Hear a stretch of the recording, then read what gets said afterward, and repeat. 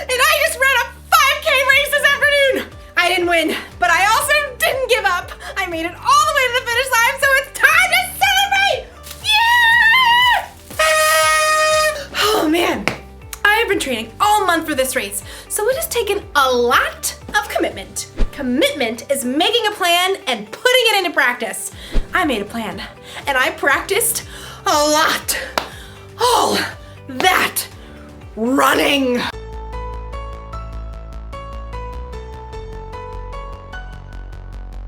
And strength training. And even training my brain. For a month, it's like training has been my life. Like, I thought about this race constantly. When I decided what to eat. Oh, when I chose how to spend my time.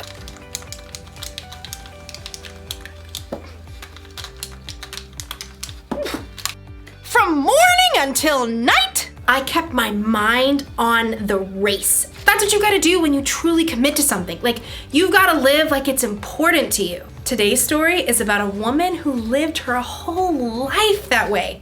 I'll see you when you get back. I've gotta get this party started!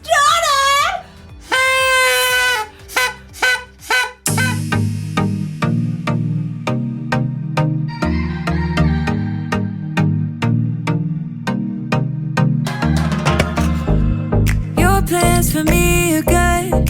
You hold my future. You're working all the time. You're the mountain mover. From sunrise to sunset, till the sun comes back up again. You're by my side. You started a good work in me. I know that you will complete it. You will see it through, yeah. I know that you're still working on me. And everything that you say you'll do. 'Cause I believe that you are faithful, oh, you are faithful, oh, you are faithful.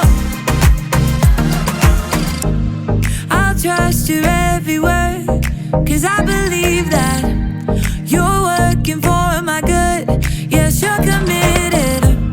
From sunrise to sunset, till the sun comes back up again. You're by my side. You started a good work in me. I know that you will complete it. You will see it through, yeah. I know that you're still working on me. And everything that you say you'll do. 'Cause I believe that you are faithful, oh, you are faithful, oh, you are faithful. You are my hope, you are my future. You are the mountain mover. You are faithful. You are my hope, you are my future. You are the mountain mover. You are faithful. You started a good work in me. I know that you will complete it. You will see it through, yeah. I know that you're still working on me. And everything that you say you'll do. 'Cause I believe that you are faithful, oh, you are faithful, you are faithful, oh, you are faithful, oh, you are faithful, oh, you are faithful.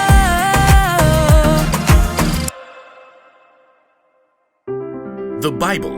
It's 66 books of history, stories, letters, and poetry that fit together to form God's one big story. The epic adventure of how He created us and loves us so much that He made a way to rescue us. As we travel through the Bible, from Genesis to Revelation, we discover people who met God and found their lives changed forever. Now, for an amazing story, inspired by the book of Mark, chapter 12, verses 41 through 44. When Jesus rode into Jerusalem on a donkey the week before Passover, the crowds were excited. Hosanna! Hosanna! Blessed is the one who comes in the name of the Lord! Hosanna! In the name of the But the religious leaders were not. He's turning the world upside down. We'll have to fix that, won't we? All week, the religious leaders sent men to try trapping Jesus with trick questions. Teacher, is it right to pay taxes to Caesar? Every time, Jesus gave a wise answer that caught them off guard.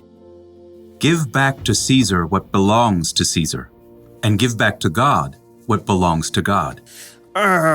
Jesus knew the religious leaders were so puffed up with pride, they didn't want people to listen to anyone else. Jesus even warned the crowds about them. Watch out for the teachers of the law. They love to have the most important seats. They take over the houses of widows. They say long prayers to show off. One afternoon, Jesus and his disciples visited the temple. They sat down to rest for a moment across from the box where people came to put money they offered to God. Perhaps the disciples, mostly poor fishermen themselves, were impressed by the rich men giving gifts. Check out his robes. I think they actually might be silk. Jesus watched the rich men dropping handfuls of gold coins into the box. He knew that, like the religious leaders, they were proud to show how important they were. Check this out, world. Money, money, money. Always sunny in a rich man's world. Even though these wealthy men were giving impressive amounts of money, Jesus knew they had so much, this was easy for them. Simply a drop in the bucket. Huh. She looks a little out of place. The next person in line clearly wasn't wealthy. In fact, her patched robe showed she didn't have an extra cent to spare. A widow, probably. At that time, if a woman's husband died, she had no way to earn money and often had to live on next to nothing. 2 pennies? How's that gonna help anyone? Jesus was watching the woman too, but he saw something different, something more. Come over here, all of you. The disciples gathered around Jesus. What I'm about to tell you is true. That poor widow has put more into the offering box than all the others. Jesus' friends tried to sort it out. Excuse me, pennies versus gold? You couldn't buy an order of fish nuggets with that. Jesus knew what his disciples were thinking. The others all gave a lot because they are rich, but she gave even though she is poor. She put in everything she had. That was all she had to live on. Oh. When you put it like that. The rich men, like the religious leaders, were concerned with what things looked like on the outside. They didn't want to give in a big way that might force them to change on the inside. But the poor woman, who had almost nothing, chose to give everything. And Jesus saw her heart and knew that her pennies were worth far more than the rich man's gold.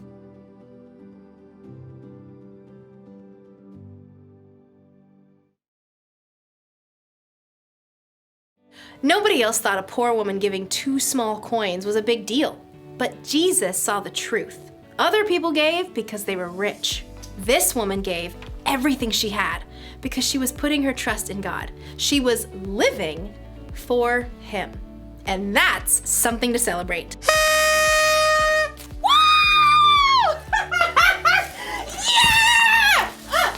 Living for God is about more than giving money. It's about trying to include God in every part of your day. It's about asking yourself before every choice you make, does this honor God? I could copy my friend's homework or do the work myself, like I'm supposed to. I'm gonna do the work. Or ask yourself, does what I'm about to do show love to others? My friend didn't get me anything for my birthday. Should I get even by giving her nothing? Or should I forgive her? Well, I did already wrap it. She's gonna love it. If you ask yourself those questions, it'll help keep your mind on God. It'll help you think about how Jesus lived and loved others. This probably won't become a habit overnight. That's why the one thing to remember today is this: practice living for God. The more you practice asking yourself, does this honor God? And does this show love to others? the more natural it becomes. It feels good to commit to something and stick to it. I'm glad I committed to running a 5K. I feel stronger and healthier, and between you and me, I think I'm going to start training for another one. But first, we celebrate! See you around!